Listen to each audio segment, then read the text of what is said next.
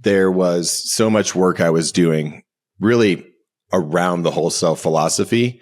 Mm-hmm. And I don't think I would have been as successful in making all these changes if I hadn't have done all that work before. And that's where I think it's so important sometimes, where if life is in a place where you can have a really great balance across the whole self philosophy, that's when you're able to really double down. When you're doing those 3 different sports at one time, that's when you're able to invest in it, grow those different areas. Yeah. So that being said, pretty much right when we started preparing and planning for this endeavor we've taken on was right when I found out, I'm going to move to another country into a bigger role with a lot more responsibilities, but also in a space that I'm not super familiar with. I felt really prepared to take it on, but also knew it wasn't going to be perfect. Welcome to the On the Path podcast, a conversation on navigating life. Join Chris Coker and Colin Creech as they have honest conversations with fellow travelers on the path.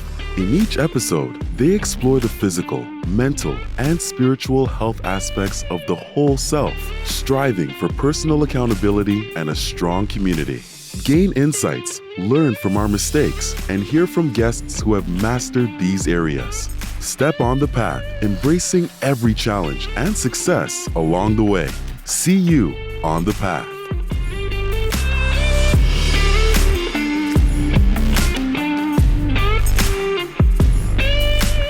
Chris, we are back on the path.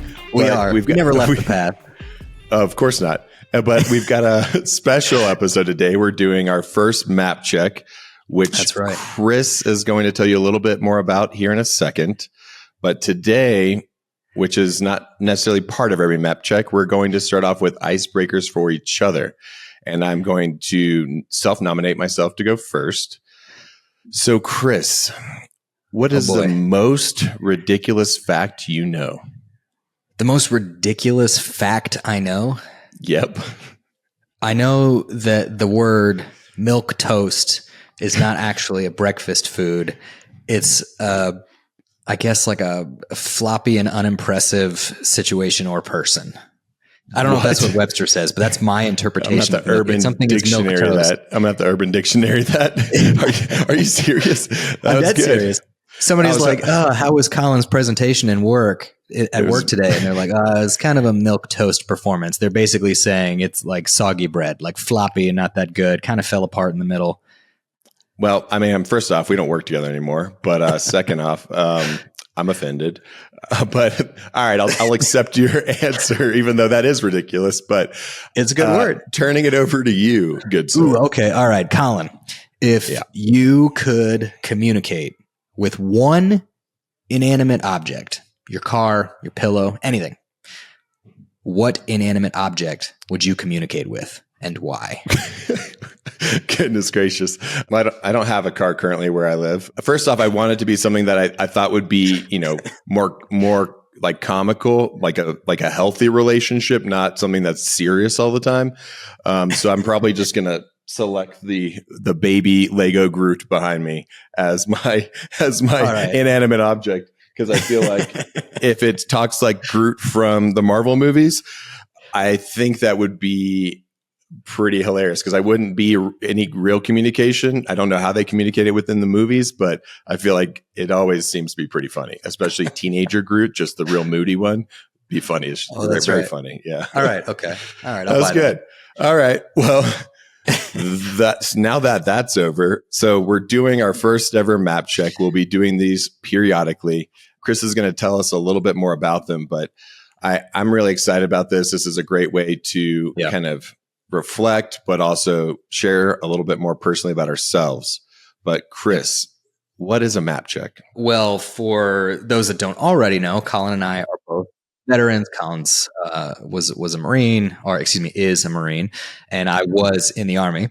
And we both, it's something that we both can remember from our time in the military during like land nav exercises, or for those of you that have ever gone hiking before, the intent in the military of a map check is just to kind of check your azimuth, or check the direction that you're going, to make sure that you're on track to be where you are wanting to be.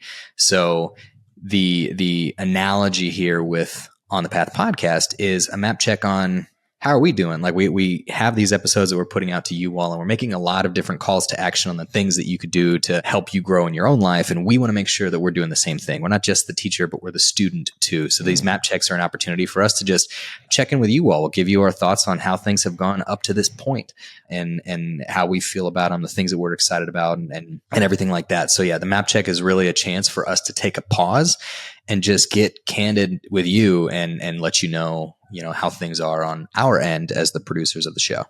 And I think that's a really good and a good thing for everybody to do. It's hard. We literally will talk about it here in a second, but there's been so many different life changes for both of us as we were trying to launch this podcast. And it's hard to have that minute to just reflect or reevaluate maybe your daily routines, but it's important. And this is our first one probably in a while. Even for both of us, it's been sporadic texting and communicating to keep things moving forward. But it does sometimes take the intentionality of getting that time to check in with yourself, check in with your community, your spouse, your partner, maybe your kids in Chris's situation, giving you updates or giving you really cool koozies I saw you drinking out of. That definitely looks homemade in a cool way. It's my Happy Father's Day koozie. Happy Father's Day. That's me and my youngest right there. That's beautiful. You got a good life. But Chris, we launched this podcast in May, but we started this whole process in October. So give us a little bit of what has been going on in the life of Chris since October when we started developing this podcast.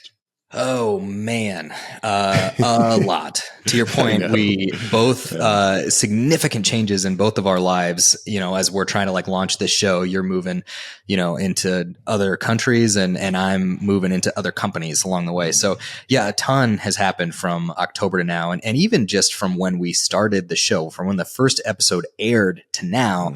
So much has changed. From new role, I'm working in a new company. I have a completely new job. It's been a huge learning curve trying to figure those things out. And it's also been a change for the family because my understanding of the company is different. My understanding of my new boss is different. What are their expectations? What is going to be my standard work day, the day in the life, if you will, that my wife can expect and my kids can expect.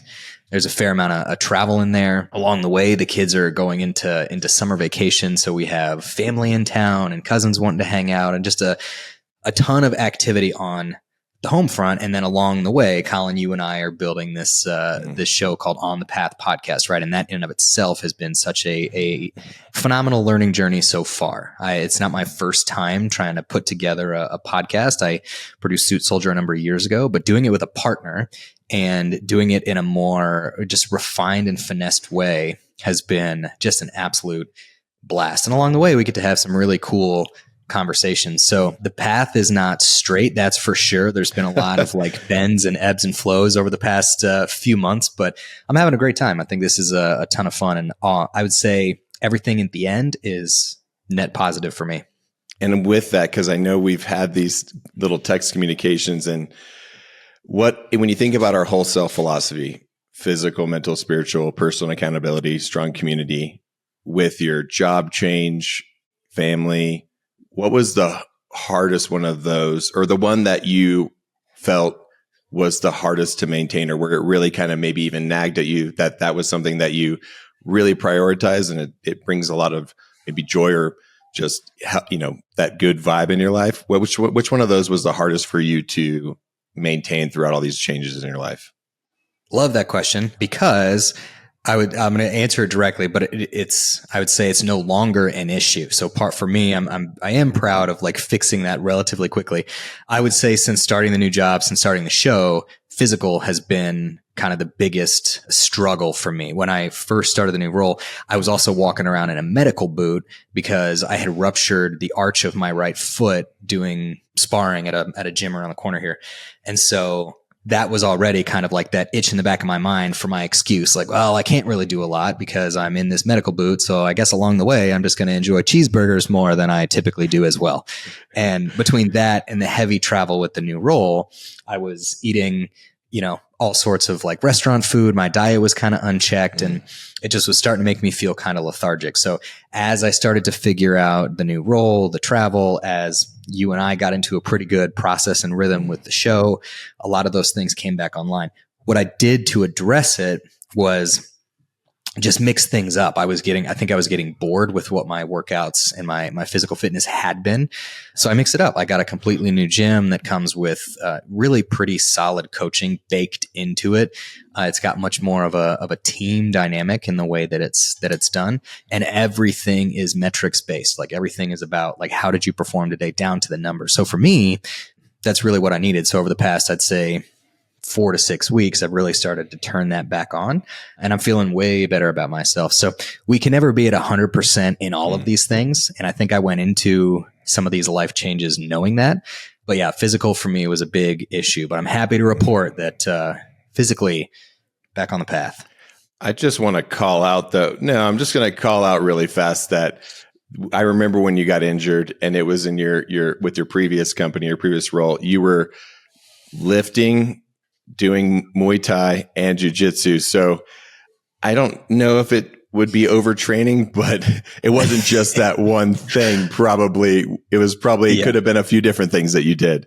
Yes. But I have to, admire you through all of that as well too, because one, your wife, who I also refer to as the executive spouse, yep. I think that she was critical for that portion of your life 100%. As well too, because that's not a decision you made on your own, but you also made the decision in some ways, which it's never perfect, but to prioritize either family or, making sure you have a strong start in your new role. And that's where it's a balancing act. Sometimes it's not always going to be perfect. And that's a great example. Yeah. You're traveling, you got a new job.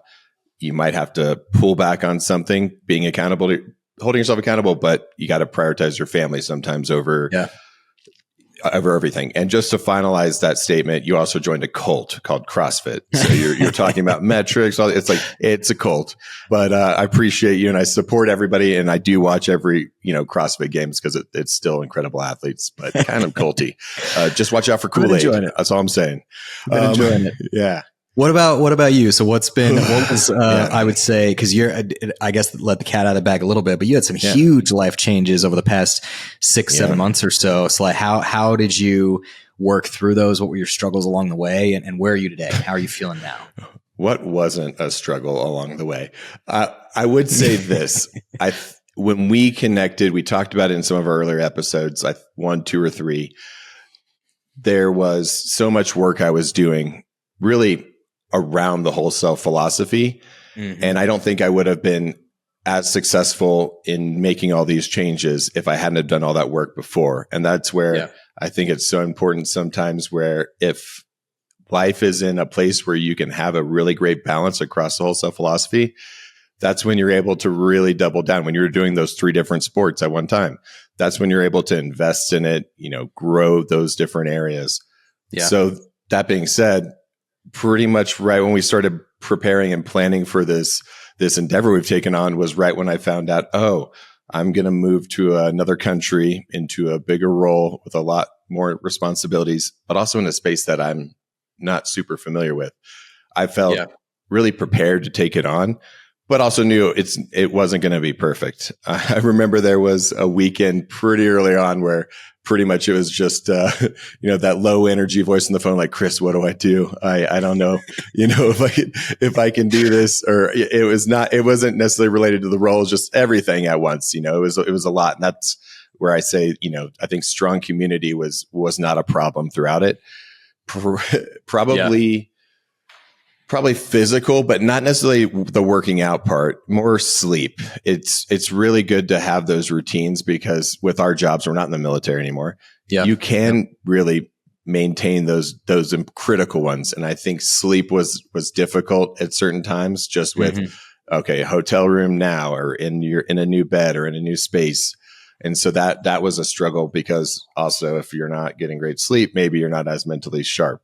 And maybe then you end up on the phone with Chris, 5 times over a weekend, just like, buddy, what do you think? What do I do? And that was a great self-care weekend to get a good reset. And I'm in a great place today now. But Yeah, physical was a tough one. And that I think then, kind of gets in that mental space too. But that's where, for me, getting into a good routine again, really trying to have a great morning where, the cold shower has been, really awesome. It's not anything extreme. Maybe it's like 30 seconds sometimes. Maybe it's 2 minutes, just trying to get it in. But then journaling and the practice of gratitude has been, just life-changing for me the past year and a half. Yeah, I think that's great. And one thing I'll credit you with, Colin, is you're on the accountability spectrum. You're quite high, even when things are starting to fall apart a little bit on the physical side or the sleep or the diet, like because of all of the, the life changes you just mentioned. But accountability is certainly not one of them, because over the past, several months, like early this year, especially, there was a lot of like, hey, I think I'm kind of struggling here. What do you think about this? Or you just tell me like, man, I have skipped the gym again and haven't got, like, you just kind of call it out, which I admire that in you, because I will, my natural inclination will be to hide behind my ego before I'm like at that level of accountable where I'm like, oh no, I haven't been in the gym in 3 days, but it's fine. I'm in really good shape. And at the end of the day, it's kind of like an ego play and still an excuse. And so I've kind of learned from you, I think, over the past few months, like, it's okay. Like the accountability, like it happens. Like you fall off the path a little bit. The trick is just make sure that you know that and then get back on along the way. And I think your ability to kind of recover from those things is because you're so accountable. You don't hide behind anything when those things happen in your life. So kudos to you. And it feels like, at least right now, you're pretty well balanced. It feels like you're firing on all cylinders. Do you feel that way, or do you think there's like a chink in the armor that you're focused on addressing right now? I would say it's gotten significantly better. It's probably where the week starts off strong, Monday, Tuesday, Wednesday in the gym or long walks. And then sometimes there's that, I'm doing great. And then you have a day where you're like, I got comfortable. I got complacent. But that's the whole point of even those map checks with yourself. Just, all right, do I need to practice grace like you did at the beginning of your role? Or am I not holding myself accountable? Yeah. And it's an honest conversation. It's not a 20-second check-in sometimes. It might be just taking a minute and really reevaluating things. Where do you need to maybe invest more time? Maybe where, you don't need to watch another Netflix show. It can wait. You don't need to know what happened on House of Dragons Sunday night at 9 p.m. You go to sleep and you can watch it tomorrow at 7 p.m. Yeah, it's kind of funny just how we were able to still pull this off with life changes on both sides, but I couldn't be more proud of where we are today.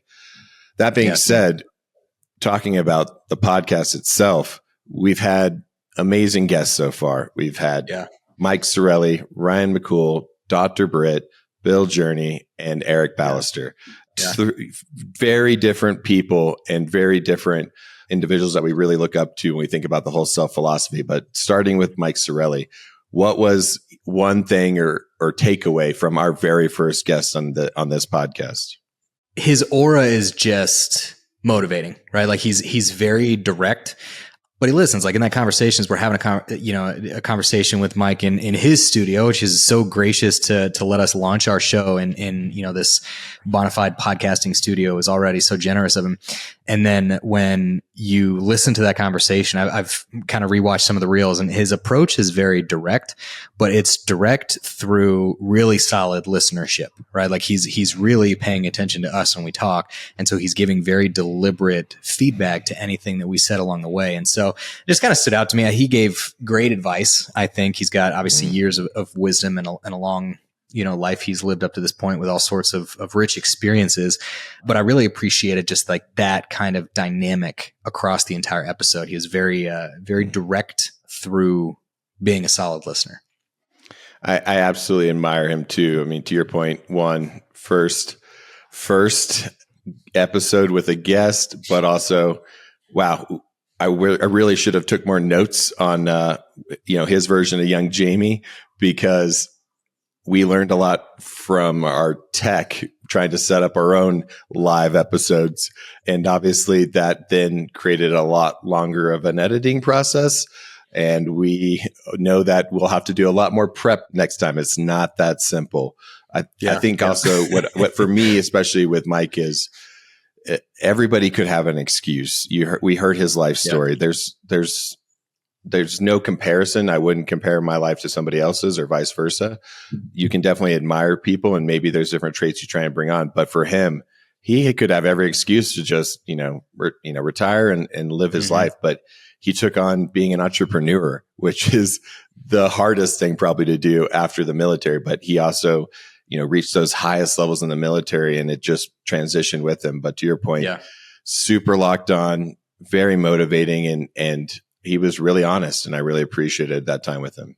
Yeah. Yeah. Same. All right. What about Ryan? What's one thing that stood out in our conversation with Ryan McCool? Well, first, his book, It's Not About You. It was actually so great to read. Obviously I was going to read it because he's my friend, but we read it before the podcast with him.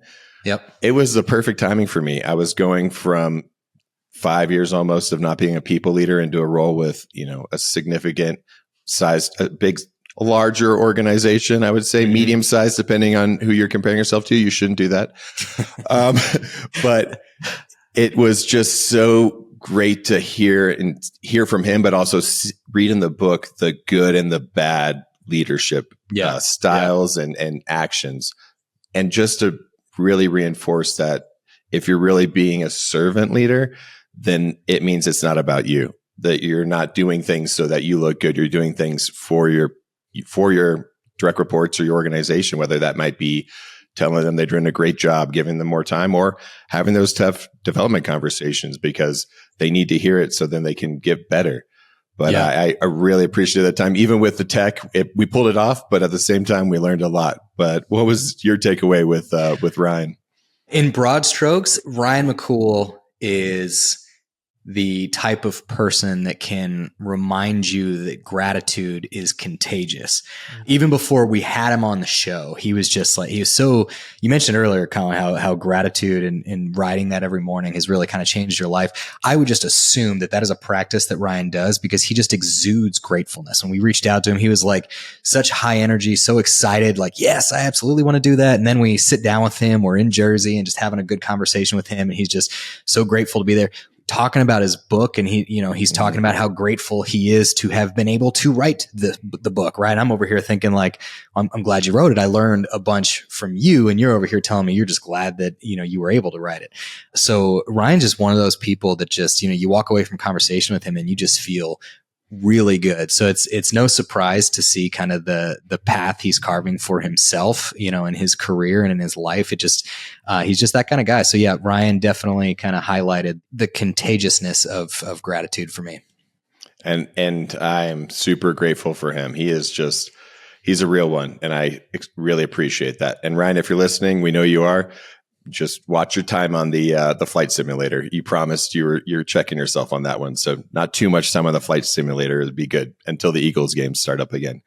But that being said, the next guest we had after that was, near and dear to my heart. It was my therapist, Dr. Britt. Yeah. And it was awesome to be able to share that with other people. I honestly would not be here today if it wasn't for her and just the incredible style she has. I feel like she's able to adjust things depending on her clients, but also her own podcast. It really speaks to so many different audiences. So I'll give it to you first.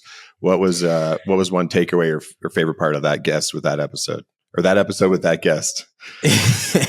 Words are one of it was you. I will say, Colin, I think it takes a lot of vulnerability for you to invite your literal therapist onto the show. So I appreciate you willing to kind of crack open that part of your life for me and for Dr. Britt and for all the listeners. I thought that was great. As far as the conversation we had with her, so everybody is an expert in their lane. Dr. Britt in particular is just deep expertise and just such an intellectual in all things mental health and its connection to emotional health. And that to me she took me to school, man. Like some of the talking points that she had around the connection between like where your emotions live, like your emotions are also in your head. So mental health and emotional health, like it all sits up here. Helping somebody like me understand that this is not a space that I operate in all that often. So helping me understand that was just, I thought, incredible. So I really appreciated how much I learned. And I will also just call out, she's one of the most comforting presence to have, right? Like just like being around her. Again, she's one of those people that just like, she must have had a calling, man. She nailed it where she ended up in her line of work, because just having a conversation with her, I was like, oh, I'm feeling like pretty like calm and comfortable right now. And it's absolutely because of just her presence and the energy that she lets off. It was like that from the start, but gosh dang, it took me about a year and a half before I could actually cry in that office. And boy, after you unlock that button, we got a lot of things done. That's for sure. So greatly appreciate her. I think cognitive complexity was one of the things she mentioned. I think especially with, the world is got so many different opinions, so many different almost teams, and just being able to, think about the different concepts, whether it's in your life, whether it's politics, whether it's just whatever the topic of the day is it, I'm trying to think of some great reference. I was thinking of, team, what do they call them? Team, like, I don't even know, just whatever sports reference. I don't watch sports. Team clearly. building? No, like this team versus this team. Okay. Sports, like they throw things around. Sports ball, I think it's called. Sports ball. That was it. Thank you. Just being able to view both sides of it. You may have a strong opinion, but I think I can also learn so much more from that, because I don't always get it right. And it's always good to just be able to hear the other side out, which one gives you a lot more credibility with them. You're not being on the defensive right away, but also, all right, maybe I need to adjust what I think sometimes if there's a really strong argument. It's true. So really appreciated Dr. Britt. It was great having her on. And the next guest was Bill Journey. And that one was awesome. But what was more awesome was the impact he had on the show before. I remember we were so proud of the methodology, everything we really had gotten down very deep, well past the whole self-philosophy. And he came over when you were in town. We put it all up, and it sucks sometimes because like, I don't understand that. And I'm glad he said it. I'm glad he gave us feedback, because if he hadn't, it wouldn't have been as refined as it could have been. And it hurts sometimes when you're like, this is the perfect product, and then it gets some holes shot in it. You got to rethink it and dive a little deeper. But what did you take away either from that session before we even launched or your episode with Bill? Yeah, well, first of all, I just feel compelled. Like, Bill, if you watch this one in particular, thank you again. You really are just an incredible human being, and the time that you gave us is just, I really appreciate it. And I think the piece that stands out to me the most about that episode with Bill, because you can just feel it in the conversation, but also every conversation I've had with him to date. Humility. Like, that dude, it is amazing to me. First of all, you could spend hours talking to Bill and you would never know, because he's not going to bring it up, the just sheer level of success that he has hit in the corporate sector as an entrepreneur, working for himself, the things he's done with his family, like a very, very successful and just well-rounded person. But you would never know in talking to him, because I remember, Colin, we got off the recording, we stopped hitting the record button. I think one of the first things he said was like, well, how'd I do? How was that? And I'm thinking to myself, like, you don't need any coaching from me, guy. Like, you got it going on. And so anyways, the conversation was good. He's so reflective. I think he gave us an opportunity to really think and kind of explore these different topics that had come up. But in particular, I'm just always impressed with how much of a humble person Bill is. So I'm sure he'll make more appearances in the future. He's a great guy. He absolutely. And he's actually given me we probably connect every other month, maybe for a few hours. And he's been just super helpful for me as I dive deeper into the spiritual part of the whole self-philosophy. I think we both talked about it before we launched the show, that was a place we needed to really dive deeper for ourselves. And Bill is like an onion. Every time I connect with him, there's this other layer that I'm sometimes unlock, and it blows my mind, because I just know I'm not asking or capable of asking the right question yet to then unlock that next level. And so again, very grateful for him. And then last but not least, our first explicit episode with quite possibly the person who needs the mane and tail shampoo sponsorship, Eric Ballester. That guy is awesome. But I think I have to say, first and foremost, I've never met a more disciplined human. If he says he's going to do something, he does it. Who knows how old he is? The dude is still jacked, and he retired from the military. So he's not a spring chicken, but still jacked and the best hair ever. But what was your takeaways from the episode? Yeah, well, first of all, agreed. Like it's, the guy's he's just an athlete. He's lived his entire life that way and he still does.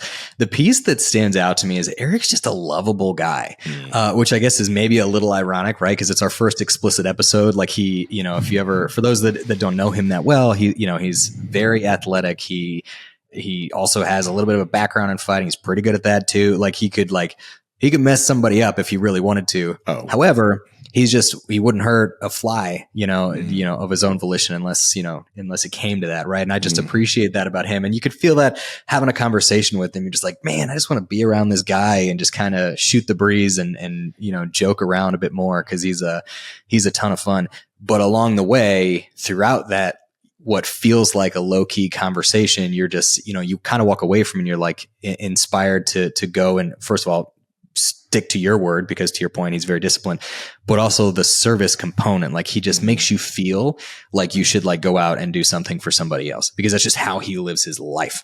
And so it's a very kind of inspiring thing to see this, he's a man's man. He's good at what he does. And then yet he's willing to help literally anybody along the way. And he has guided his entire life under that ethos of service. So yeah, really enjoyed that conversation with Eric. And, maybe in the future we might have slipped in a few extra conversations that will drip out in the future because we had a couple other funny talks with Eric that maybe see the light of day at some point in the future. Maybe with a few other guests too, but just with Eric too, I would say I loved when we were talking about you thinking about your energy and how you're taking care of yourself as a glass of water, but also his service for his community and, also pouring a little bit of that out when he's doing it. And I believe he mentioned he didn't want to, end his, have his life end in many, many, many years with a full cup, because that's also means he wasn't serving and giving enough of himself at the same time too. And that was such a beautiful way to see it, because you can be selfish, right? I need to take care of my time, my energy, but at the same time, he knows for himself, it was his family's, service, throughout his parents, I believe, or his brother or his dad, I can't remember, but just talking about life service after service is what he's doing now, and just continuing to give from his own, from himself, from his heart. And I think it's an interesting topic to continue to think about of how do you want to, at the end of your life, look back. Did I give enough back to my community? Yeah. 100%. So all in all, I think we've had some phenomenal guests. It's been, frankly, one hell of a ride. Just figuring this thing out with you, Colin. It's been a lot of fun. I'd be remiss if I didn't call out to everybody listening, to everybody watching. Who would you want to hear from? Who are people in your network that you think we need to know? We'd be happy to hear from you on guests to bring on the show. If you aren't already subscribed, make sure you do. This is the first of many map checks, and there are plenty more guests to come. So if you like what you're seeing, we're just getting started. So make sure to follow along and stay on the path. And if I don't end the podcast without saying I'm very grateful for you, Chris, that would be a mistake. So really grateful to be on this journey with you. The first guests were awesome. It's awesome having somebody so well spoken as you too. It's something that I continue to learn from. So, and eye contact in the camera. But, that's right. Grateful to be on this journey with you, sir. Agreed. It's been fun, and thanks for doing this map check. These are good. We're definitely going to keep these on the calendar. See you on the path.